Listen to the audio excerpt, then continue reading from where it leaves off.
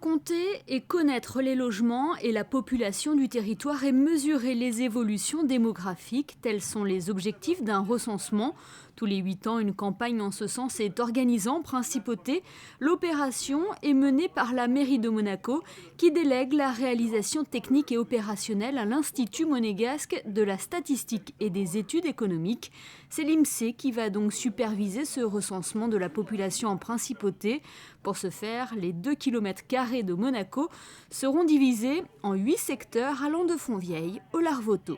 On reprend un découpage officiel qui nous permettra de faire des comparaisons statistiques sur des périmètres identiques avec d'autres données qu'on peut avoir.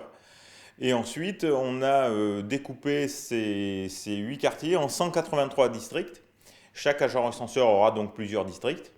Et on a essayé de mettre le profil de l'agent recenseur en fonction de la typologie de logement et de la typologie d'habitation de chaque district. C'est-à-dire que les agents recenseurs polyglottes sont dans des quartiers plus internationaux.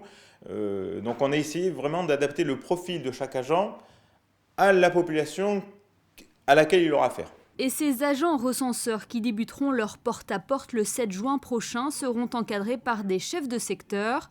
Leur rôle est de s'assurer que le travail des agents soit correctement fait, de bâtiment en logement jusqu'à l'habitant. Ces responsables sont des fonctionnaires détachés par l'administration, à l'image de Franck Curetti, qui était déjà présent lors de la campagne de recensement en 2008. J'avais déjà fait cette campagne il y a 8 ans, donc c'est vrai que quand on m'a proposé, j'étais content de refaire partie de cette aventure et de pouvoir être à nouveau sur le terrain pour ce recensement. Ça s'était bien passé il y a 8 ans, donc on va essayer de renouveler de la même façon. Et ce qui est important, c'est d'encadrer les agents recenseurs, parce qu'il faut savoir que le recensement, c'est découpé il y a 8 secteurs. Donc bien encadrer les agents sur le terrain pour pouvoir recueillir le plus possible de bulletins en retour de la part de la population.